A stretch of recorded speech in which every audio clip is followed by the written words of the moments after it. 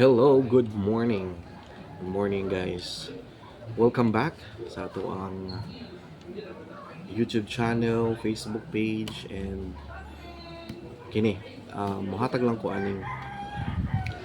kaning ako ang side comments aning mga issue karon most especially no kaning teacher nga namatay no tungod sa issue sa ginikanan, principal no nakasab-an na stress then ato nakita sa mga screenshot grabe ang iyahang kauwaw sa nahitabo mo nang di niya madawat kay how many years siya tudlo nga ginato lang siya and then given nga dili niya sa ang nahitabo sa bata kay tungod lang sa kiat ba sa bata nga ang ginikanan nga labad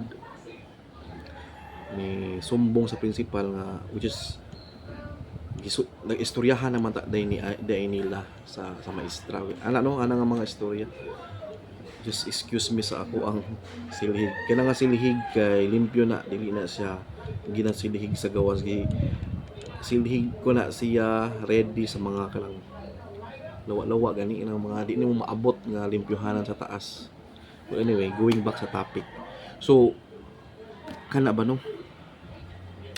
Ako ang ako ang 2 cents no nga kaning nga mga panghitabo is yun ani magud na before ta magpa-eskwela sa tong mga anak I just make it clear lang ba nga kung dili ta ginahan nga disiplinahon ang atong mga anak sa maestra o sa laing tao kay gusto lagi ta nga kita ray mo disiplina no kay atoan ang anak pinangga kay nato atong anak no i-homeschool imong anak or ikaw magtudlo sa imong anak ikaw ang maestra sa imong anak atos balay lumlumi na no kay gusto man day ka kay grabe nimo kay gugmas imong anak nga ingon ana lumlumi i-homeschool kwartahan man daday ta natay kwarta natay kaya ato i-homeschool or kita ang maestra kita ang magtudlo no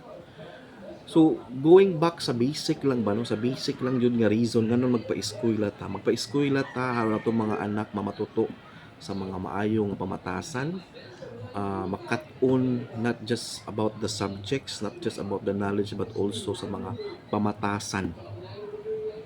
However kanang nga mga pamatasan first thing is dapat imo nang gitudlo sa panimalay no shout out daig ko sa kaning ginikanan no nga ingon ana I'm not just talking about sa ginikanan nga nahitabuan kaning ay teacher gano'n but I'm talking about all the parents nga nakita ani or matanaw ni nga video comment down no kung sa inyong side sad ani most especially sa mga teachers correct me if I'm wrong mo agree man mo or sa dili naadyoy labad nga mga ginikanan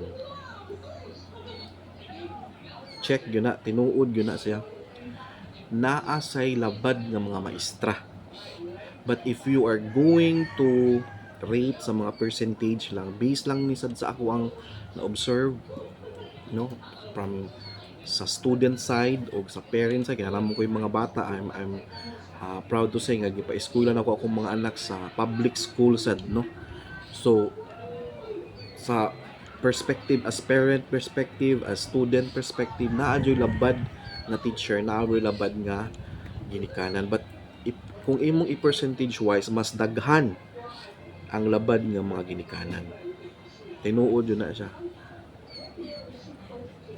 comment down kung mo agree mo or sa inyong comment ana o sa inyong side ana but going back dito sa akong giingon nga ingon ana gani nga nay mga panghitabo nga out of control na nato out of control na sa teacher no kanang mga when I say out of control kanang kiat nila ba dili biya ta ingon nga as a teacher or as a parent no di beta 24/7 nga naa sa school no so na yung mga panghitabo nga out of our control like kana ilang kiat nga madagma no ilahang kiat nga maparok ano ilang kiat nga maslide ana na ilang kiat nga masamad no magdugo so out of our control na siya kay di man ingon nga 24/7 naa ka day inig ka slide imo nig-sawon oh kay labi kay nimo inig ka parok imo ding alihan para dili maigo ang ulo or dili masamad dili man ingon ana no?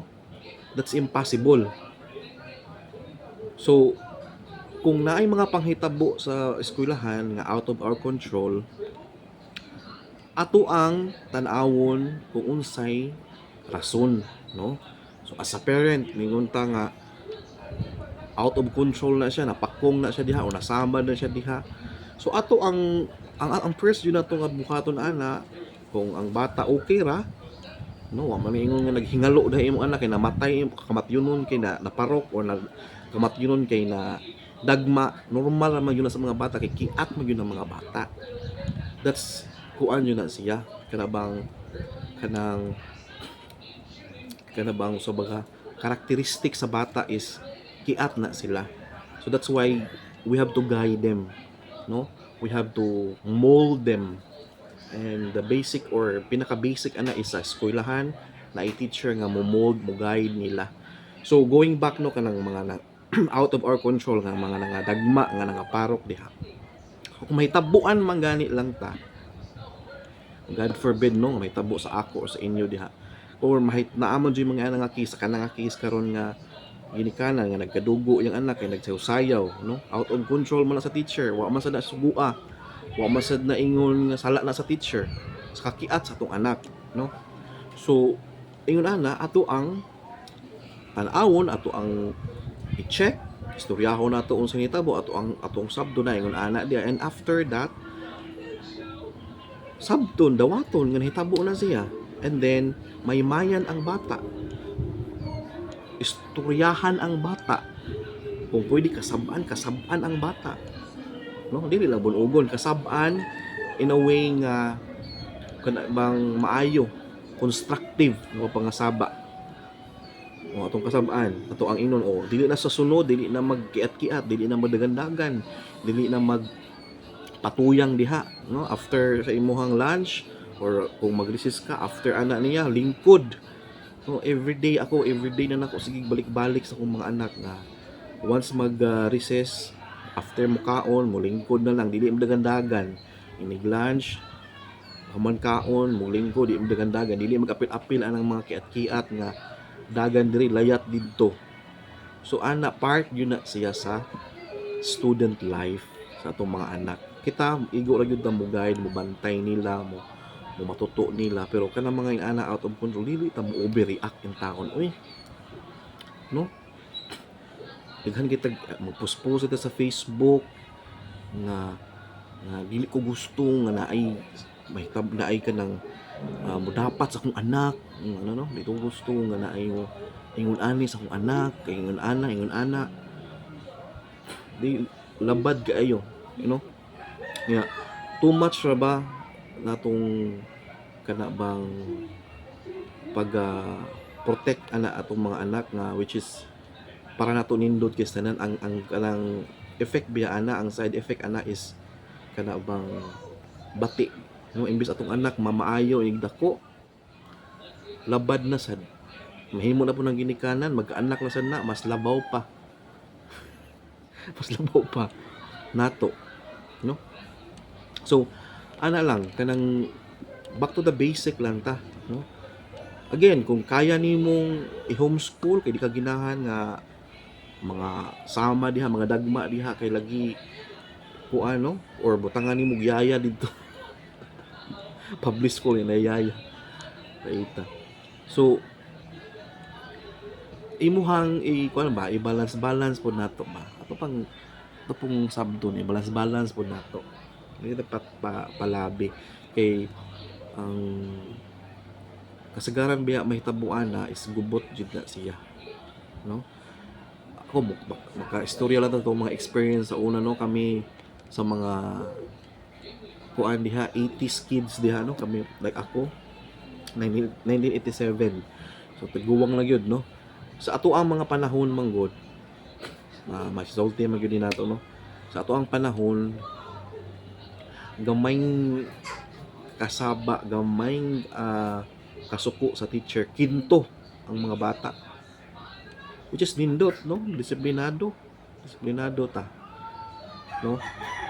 Maka-remember ko before once gani ang teacher kanang nananas atubangan di ba, mag-discuss na ang teacher sa tubangan elementary days ni kami nga mga students dapat pay attention, arm sa desk na siya, and then maminaw.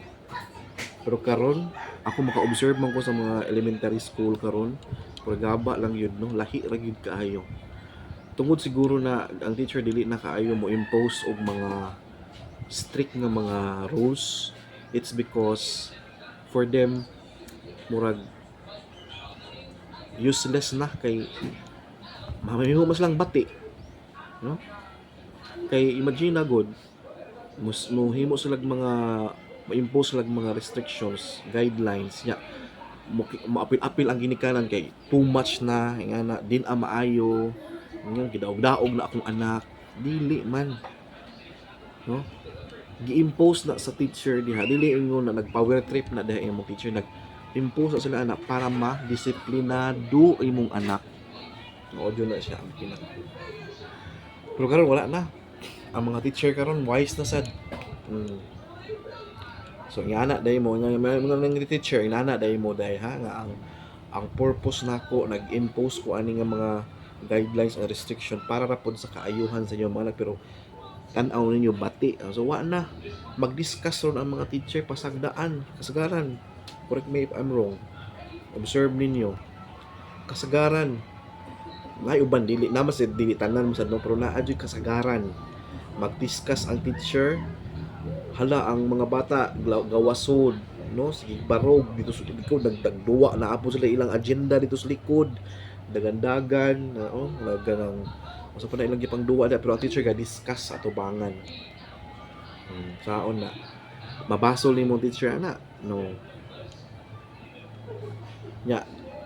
Do you think nga with this kind of setup nga ato ang na-experience karon nga wala na ipaki ang mga teacher kay lagi kung magpaki mangod sila, dautan sila, no? Nag-impose sila og mahimo dag-issue. So do you think na ay quality education karon sa mga bata? Ing ana ka quality. Na quality, but I mean i-compare nimo sa quality education before 1980s, 1990s compared karon present, layo ra jud kayo.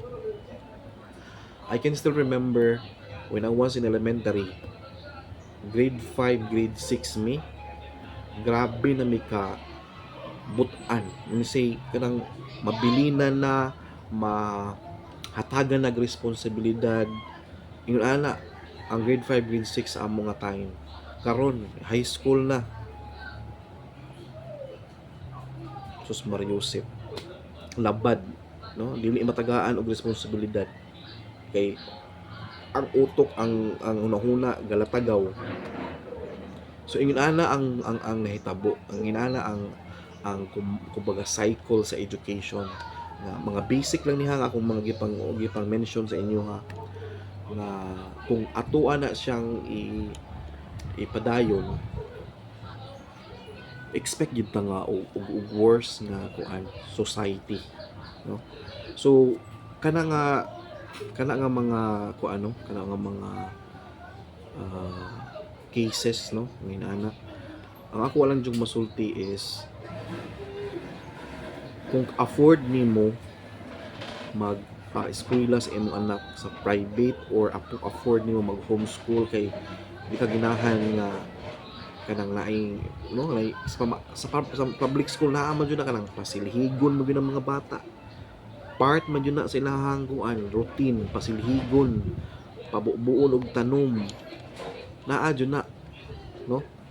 Kung di ka ginahan kay giabuso imong anak, or di ka ginahan kay too much na para nimo, then feel free, no? Mag public man ka, so anong magkuan man ta, na. So hatag tag ko ano kanabang analisa ba, i-analyze nato ang mga butang. So things nga uncontrollable, out of our control, ang pinakagnindot yun ana is may mayan, no? Maglikay ang mga bata, i-always na to, i-mentor na to, i-always na to og kanabang sulti, inig uli, inig balik sa school, balik-balikon na kay bata lagi. Mm, balik-balikon para may mayan pirmi, para malikayan nga na nga mga problema.